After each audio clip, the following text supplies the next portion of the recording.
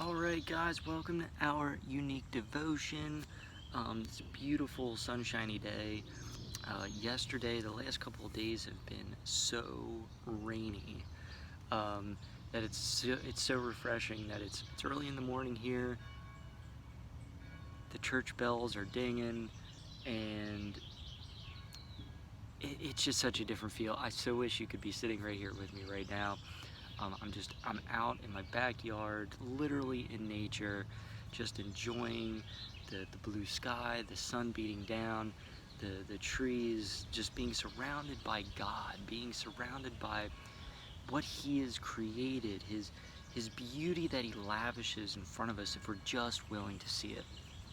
So we're going to get into some scripture. We're going to finish up chapter 11 of 1 Corinthians today. And this is entitled, Examine Yourself. It starts in verse 27 and goes all the way down to verse 34. And that'll wrap up chapter 11. So without further ado, here's the scripture. Therefore, whoever eats this bread and drinks this cup of the Lord is in an unworthy manner will be guilty of the body and blood of the Lord. But let a man examine himself, and so let him eat of the bread and drink of the cup.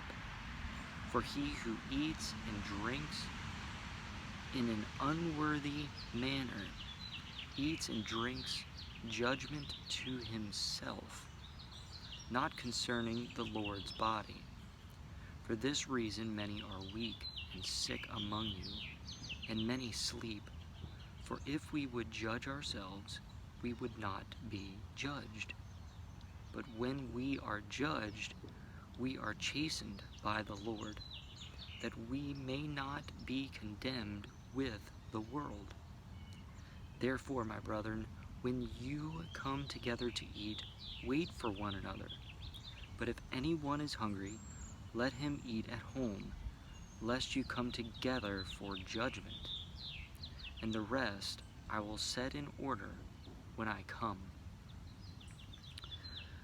Okay, so he's again writing, I've mentioned this before in other videos, he's writing to the people in Corinth. He's writing in the context of what they're dealing with at that time.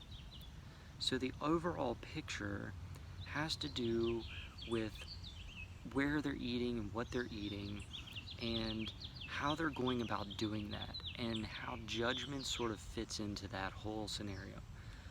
But what we get caught up on is all of that, all of those specifics, do's and don'ts, and we try to really fit that into our everyday life and try to make more do's and don'ts in comparison so that we feel like, well, as long as we're doing this, because that's what they did, we'll be okay.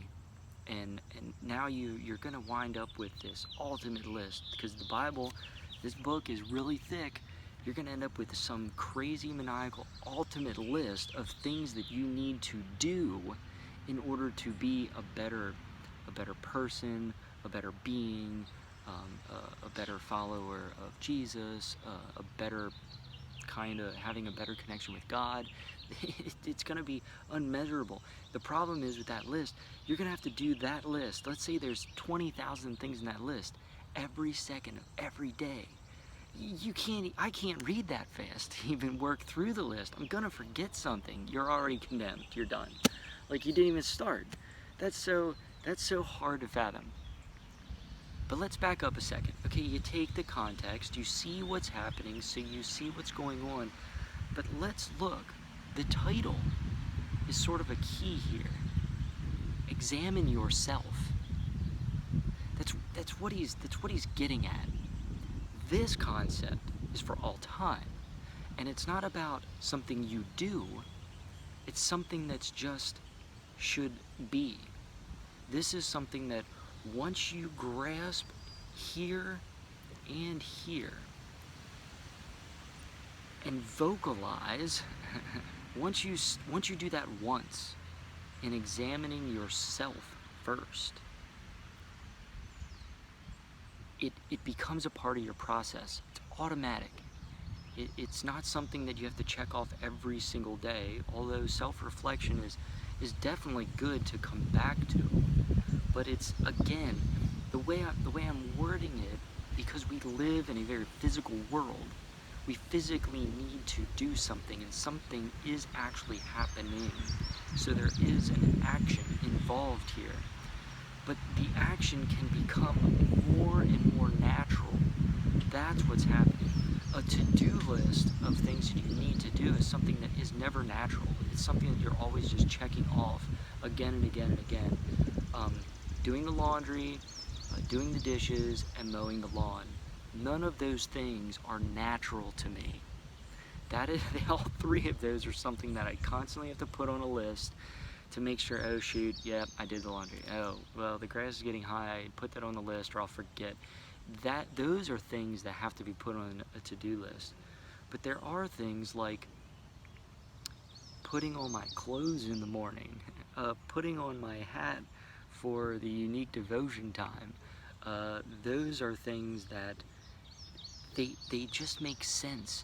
They make perfect sense to me, so they're automatically just there. It has nothing to do with the to-do list. It's just, I grab my Bible, I grab my clothes, I put on my hat, and I come out and I read through the scripture, get a little deeper with God, and form that connection, try to share with you guys, and hopefully help you guys out to maybe give you something to think about. That's what's going on here. So when he says, examine yourself, he's talking about a situation that they're going through, but really what he's getting at is you need to always be examining yourself. Now we can get into some really deep stuff here. What is self? I think I actually have that on my list of for word power, like what the actual word self means. What is reality? I think that reality is a word there too. God. I think God is also a word. When you start to really contemplate and meditate and have that self-reflection, that self-examination of where you are, you start to see how God incorporates in that. What your view of God is.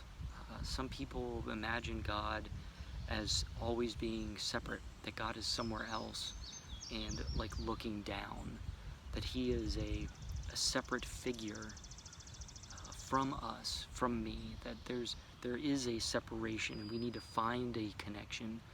And I use that terminology a lot about finding that connection. But once you find that connection, you start to realize there really was no disconnection. The only disconnection that we have through examining ourselves is that we don't recognize the connection because of sin, because of the failure that is involved in sin. See, I'm already going deeper with this. This is the point of this channel, this is the point of my words, is not to have necessarily a definitive, this is the way it is from this viewpoint and everyone else is wrong. No. This is, let's think about this. Let's think about, I used this before, I'm going to use this again, and then I'm going to close this video. Picture a diamond, a very beautiful diamond. It has different cuts the whole way around that allows the light to penetrate through it and reflect and refract in different ways. And the idea of God and the idea of examining yourself and the idea of sin, the idea of reality, the idea of contemplation, the idea of meditation, there's no one definition, one solid direction. There's always a way to break it down from a different perspective, from a different viewpoint. That diamond means that when we're looking at God in one way, we're looking at one facet, one nice little cut out side of that diamond. But we have to turn that diamond and keep looking at the different facets. So when we're looking at God, we're turning it, thinking about it in the different facets and the different ways that we've forgotten and misunderstood the connection. Then we do that with all the words. That's the point of the word power series that we just started. Looking at it from a deeper perspective, looking at another facet, continuing to turn that diamond. Now here, examining yourself, you are a diamond. Some people use the idea of the butterfly, but even the butterfly can be turned and examined and looked at it in different beautiful ways. So picture yourself in those ways when you're thinking about this. Take the next couple of days and really examine just who you think you are. While you're doing that, another facet is who you think you aren't. Finding the truth and the reality of that. Sometimes we think we are one thing, but we really aren't. There's a lot of things going on there. This is the point of self-reflection. He does this beautifully at the end of a chapter. We create that chapter, so actually it flows forward into chapter 12. The chapters and the verses are something we formulated so that we can break it down and understand it better. But really, it's just like writing a letter to someone. It's just continuous. You say hello, you write out your thoughts, and then you say goodbye. And that's really what's going on here. So next time we're going to continue into chapter 12.